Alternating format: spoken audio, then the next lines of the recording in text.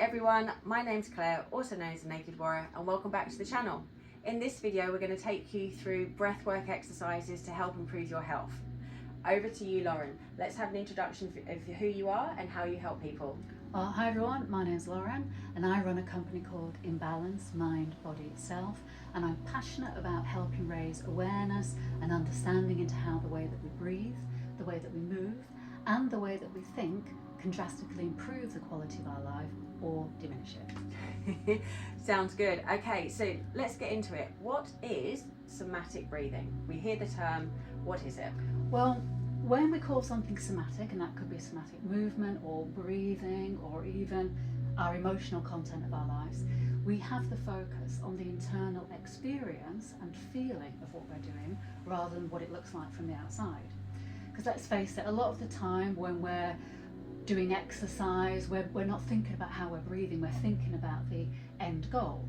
You know, how we look, we want to lose weight, which are all great things to think about, but we're missing a bit of a trick. When we have our attention in our body, we can peel away layers to reveal where we've got constriction in our body, where we've got restriction. Because if we don't, if we leave those restrictions in us while we're working out or just going about our daily activities, they can build up over time, and then that can lead to pain in the body, discomfort. It can lead to illness as well, ultimately.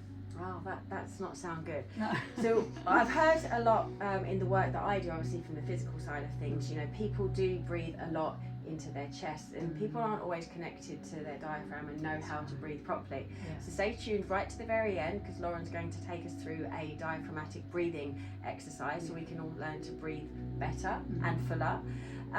So tell us a little bit more about how you've helped clients and the way that you work with them. Well, when we breathe, if we breathe just slightly quicker and slightly shallower, that's not a word, more shallow, we signal to the nervous system that we're in danger. And then what happens is the brain decides to turn down systems in our body to conserve energy, because if you're in danger, you've just got to run. So the immune system gets turned down, the digestive system. So if you're always getting ill, for example, you can't shift that cold. Perhaps you're living quite a lot in stress response, and this can be driven by the way that you're breathing. Digestion issues, that gets turned down. So, and even brain fog, attention problems, focus, concentration. If you're in danger, the brain, you don't need to be thinking, shall I go left or should I go right? You just need to move. So that gets shut down as well. And all this is signaled to your body by the way that you breathe. So, and it's something that we do every day, about 22,000 times a day. Wow. But most people, we're not aware of it, which is crazy really, isn't it? And it's something that is so easy to sort out once you know, once you're aware of it, with this somatic awareness we're talking about as well. So thinking about what is moving in your body when you're breathing, what isn't moving. You know, the rib cage should be moving in a 360-degree way. And I think the term rib cage is really unfortunate, because it sounds like a static thing, doesn't it? But it's not at all. Did you know that every single rib in your rib cage can move independently? It's really flexible. And so that's where movement can come into it as well. You're only as good in your breathing as your mobility in your rib cage, you know, so it's really important to keep mobile. And like we've said, later on we're going to go into a bit more about what the diaphragm is and do some exercises to make sure that people know how to breathe diaphragmatically. Because like you said, people can tend to breathe in their upper chest, and that signals to the nervous system that we're in fight or flight, the danger part of our nervous system. You're exactly right, it's that stress response, isn't it? And then you see people get a lot of tension in their upper body, in their shoulders, and I liked exactly what you said about the whole digestive system as well. You know, people then don't digest their food correctly, and they're not getting the right nutrients, and then they're not getting rested. So are you able to give an example of, you know, how you've helped a client overcome a specific issue potentially that they've had? Well, so I mean, I've got, because I teach singing, meditation, breathwork and movement, so it depends on what they've come to me to see. Like, I've been researching and studying breathwork for over 20 years in relation to singing, but then I started to use it outside of the singing studio for myself, because I suffered a lot from anxiety and stress and had loads of issues in my life. And so I started, I kept thinking I'm being hijacked by my nervous system. didn't know why.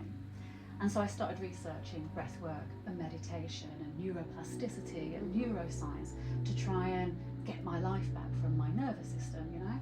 So I started using breathwork to much success in my own life, and then it naturally started transferring over into what I work with my clients.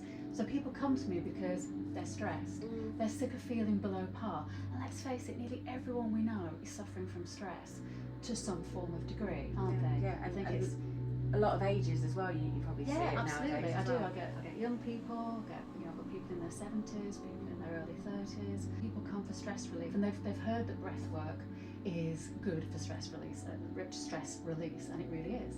So I help them understand that the way that they're breathing, like I just mentioned earlier, is effectively signalling to their body that they're in danger. But what is that danger? That could just be having an inbox of emails that is quite big, or you've got stuck in traffic, or you've missed a train.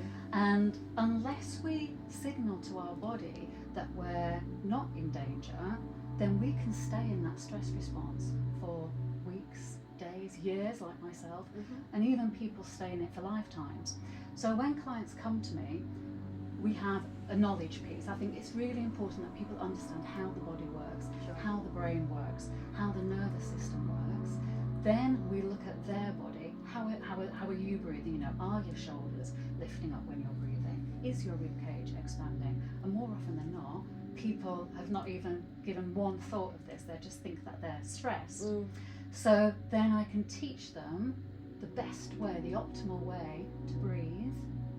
Do this as a practice every morning, like you would meditating or going to the gym, but also I give them tools to use it in their everyday life. So if you are stuck in traffic or something, you can change your breathing to calm your nervous system down in real time. So, and it's a way of life, you know, this journey, it's not people come to me, learn a few tricks of the nervous system. It's about eliminating the bad stress, not just managing it. I think that's really important as well. And learning that your thoughts create the stress, don't they? So we can't just look at the way we're breathing, we have to look at the way that we're thinking as well. How does the way that you're thinking, the actions that you take, the food that you eat, as you know, there's so much in our food that can make us stressed as well. So we want to look at every aspect of our life, and that's why with the InnerBalance program, it's mind, body and self, it's everything. But breath work is a really big part of that as well. No, that sounds fascinating, and you're absolutely right. It all brings everything together. And then, like you were saying, giving your clients the tools where they can change their perspective and get a hold of their mindset and have their changes in their outlook. It's going to give them that overall sense of calm, which they can integrate into their life. And so you're saying that with the breath work, it should become a daily practice, and then how long would the client spend doing the breath work for? Well, so everyone is so different. Like people come and they're very stressed, so quite often they say, I haven't got time to do breath work. So even if you start doing 3 minutes a day, 5 minutes, 10 minutes, I do 20 to 30 minutes a day, and I meditate every day. But again, it's a way of life, so even when I'm sat here now, I am actually thinking about how I'm breathing, and it has become a way of life to me. So I would very rarely, unless I was really shocked, you know, that if something really bad did happen and I really went into fight or flight, I'd be like, and I would go into that breathing. But it's about giving the client the awareness, this somatic awareness, to be aware of this in every aspect of their life.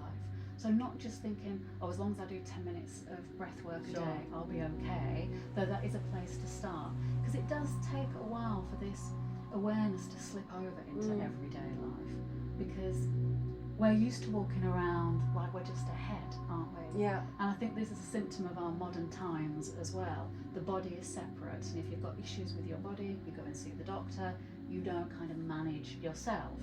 So it's starting to remember that you do have a body, and when we're fully connected to our body, we can be in control of our nervous system, we can master our emotions, and therefore live a more connected, happy, healthier life. Yeah, and stress less. Yes, because stress is important and stress is good. So the key is we're never going to get rid of stress completely, but it's the bad stress. It's the stress that you create because you are worrying about being stuck in traffic. Yeah, or, unnecessary. Yes, that there's things. So we break all that down with the clients as well. You know, we'll look at their life. there's 7 areas of stress. You know, you could be suppressing emotions, you could be not in tune with your heart, you could be pretending a bit in your life that you're not happy. You know, there's loads of different layers. So I help clients go through all these different aspects of their life, and it's a really lovely process. I've been through it myself. You get to know yourself very, very well, in a way that when you're just running around like a headless chicken, which I was for years, you just become a bit disembodied and disconnected. You know, what's the meaning of life? Yeah. But there's loads of meaning when you're not running in stress response. No, it sounds very transformational, and it teaches you to be very, very present. Yes. So let's get into it then. How does someone know if they're not breathing correctly? Yeah. How does the body move? We'll do incorrectly first, and then you can teach us how to breathe properly. Well, signs that you're not breathing correctly are sighing a lot. So your body's just catching its breath. Okay. Breathing into your shoulders and upper chest. You know, having neck issues and shoulder issues. Coughing a lot, clearing your throat. This is all signs that your body isn't quite in alignment with the breath. Breathing too quickly, breathing too shallowly. So these are all ways that, and so how do you know? You know, feeling, for me, once I started to become aware of this, I realised I was one of those breathers all the time, sighing a lot and yawning a lot and that sort of thing. So should we go into the way that we should breathe? Yes, absolutely, because you know, we've said a lot about diaphragmatic breathing. I don't know if everyone watching would even know how to engage the diaphragm or where it is, so let's get into that. Okay. Then. So it's really important for everyone to know that all breathing is diaphragmatic. You can't not engage your diaphragm, but we can engage it optimally and efficiently. So if people breathe into their upper chest, well, let's just say for everyone listening, and for Claire, let's just say, take a deep breath. So everyone, just take a deep breath and observe what you do in your body. Off you go.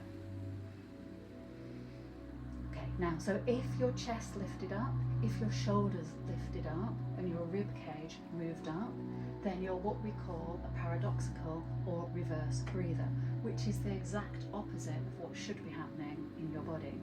So imagine you're running a machine and you put it into reverse, you're not going to get the best out of that machine. So when you breathe incorrectly, your tummy goes in on the inhale and out on the exhale. But actually, it's the other way around.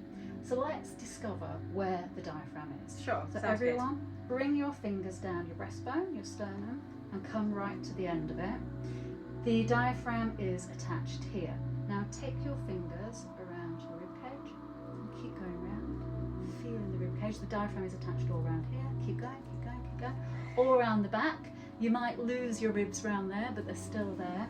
Now that area that we have felt, the diaphragm is attached to that whole area, and it's like an upside down mushroom, and the tentacles, the stalk, come down into the lower back. So a lot of people have lower back issues, don't they? Yeah. This can be exacerbated by breathing incorrectly. So you wouldn't associate these things. This is why it's so important to see the body as a whole, because there's so many different aspects to it. And you know that the diaphragm is attached to the psoas, which comes, as you know, comes down here. So if your hips are tight, this is going to affect your breathing. There's so many different layers to it. So now we know where the diaphragm is. Place your hands on the bottom of your ribs. So at the sides like this. Oh, yeah. Now just breathe. Now what should be happening is that your waist gets bigger on the inhale and smaller on the exhale, and that you can feel your ribs moving out into your hands and down. Now place one hand, leave one hand where it is, and place one hand on your abdomen. Keep breathing. The abdomen has to release to engage full diaphragmatic breathing. Because if you don't, the diaphragm cannot, when it contracts, when you breathe in, it pulls tight, flat, like a trampoline, say. And if you're holding in your tummy, so let's do a reverse experiment. Hold in your tummy and try and breathe. So lock your That's so tummy much in. harder. It's so much harder. I feel it comes Yes, here exactly, straight away, exactly. and I can't move here. Yeah. And so that signals to your brain straight away that there's something wrong, you're in danger, and then that can initiate a stress response for you. So it's really important, and especially as women, I used to hold my tummy in all the time. We want just to to look look slim, don't slimmer. I we? mean, it's ridiculous. It's aesthetic, really. but it impacts our Let's breathing. damage our health Yeah. to look slimmer. So let it all hang out is the key. It's like you see when a baby's breathing, they're totally relaxed their diaphragm. And it's all in the middle tummy. of their body. It's just it's beautiful to watch. And then we lose it. And you know why we lose it? There's research to show that we start losing it between the age of 7 and 10 years old, which is so young. And it's because of stress at home, having to go to school, sitting a lot. You shouldn't be sat too much, and having to conform in schools. And this starts to affect our breathing from such a young age. So impactful. So we found our diaphragm. We're now connected to how we should be breathing. Then what's a routine or a structure that we can do with this type of breath work, like engaging here? What would you recommend to people who want to start thinking about spending a couple of minutes a day breathing correctly? One of the biggest things that you can do is breathe from your diaphragm and in rhythm. It's called coherent heart breathing. So even just for 3 minutes, putting your hands on your body and breathing in for 4 and out for 4. In for 4, and making sure that your shoulders aren't moving up and that you can feel the rib cage moving. So just to add that somatic awareness as Claire is breathing, let's say, Claire, take your focus to your internal experience, feeling what you're doing, rather than what it looks like from the outside. So I've asked you to make sure that your abdomen is releasing and that your ribs are moving, but don't go through the motions of that. Don't be focused on the end goal. Oh, I must move in this way. Your body knows how to breathe perfectly, so just allow it to do it by having your focus inside, and it becomes a kind of meditation as well. So if you imagine that you just did this for 1 or 2 minutes, even several times a day. If you have a desk job, you can do it sat at your desk. If you're walking to the train station on your commute, you can be breathing this way. This is what I do. I breathe like this as much as I can all the time, especially when I've sat at my desk or walking. I do a lot of walking. And just become aware of your body and what signals you're teaching your body. Would you recommend that people do it seated or lying down? Well, both. Okay. Both. I do it seated, but with my clients we lie down in here at first while they're learning it because it's easier. The pelvis and the rib cage become aligned in a really good way when you're lying down with your feet, knees up and feet on the floor. Sure. So we do it on the so do it lying down if you want, but you can do it lying down and sitting up. Okay. And walking. Because it's a great idea. And always in through the nose and out through the nose? Yes, that's ideal. If in fact, I do breathwork classes, as you know, and the next one is about mouth breathing versus nose breathing. It's really important to breathe through your nose, unless of course you're speaking, or exercising. But even exercising, I don't know if you've ever tried it, but even running on the treadmill, or we're supposed to breathe through our nose. It's really difficult. You must have tried it. Yeah, well, with all the teaching that I do and use the microphone, I'm always talking, and so I feel like I breathe through my mouth into the top of my lungs. So I've had to really work to engage my diaphragm and learn how to connect it and focus on the belly breathing. I mean, the thing with the diaphragm is we can't feel it. Okay, there's no nerve endings in there, otherwise it would be really uncomfortable to breathe. Yeah. So to engage your diaphragm, all you have to think about is let go of your tummy. Good, that's a really good point. Just relax. Just relax and let go of your tummy. So when we're taking a breath for speaking, make sure we're letting go here. Sure. Otherwise you'll just you'll get trapped up here. Yeah, that sounds good. And do you have any other recommendations or anything else that you would like to add into the benefits of utilising breath work and how it can help people in their everyday lives? I think, as we've said, it affects every single system in the body. So it's one of those things that is free. It's accessible, you don't need to leave your house to do it, and yet it gives us our very life essence, it's our first connection with our environment. So just start to become aware of it. Make a note, take the next few days to just really notice. You might be quite surprised about what you learn. You might not realise that you're a chest breather and breathing up here. And once you learn this, you can then start to engage your breathing. Think slower and lower in your body. That's just slower and lower. Start there. That's perfect, that sounds really good. And if any of the viewers want to find out more about how they can work directly with you, we will be putting all the links down below in the description, so you can contact Lauren. She runs a wide range of different classes, as you said, and also one-to-one. Wealth of experience. I've really enjoyed getting connected with you today and learning to engage with that diaphragm, breathing correctly, and have a better understanding of the benefits about it. So anything else you would like to add before we wrap this up? No, I've really enjoyed it as well, and this is invaluable information, I think, that can just help the quality of our lives so easily and effectively. But I've really enjoyed our chat and sharing it with you. Thank you. It's all about learning to stress less. So if you've enjoyed this video, please do give it a like, and do consider giving a subscribe. Hit that button, and I will see you on the next video. Thank you so much. Thank you.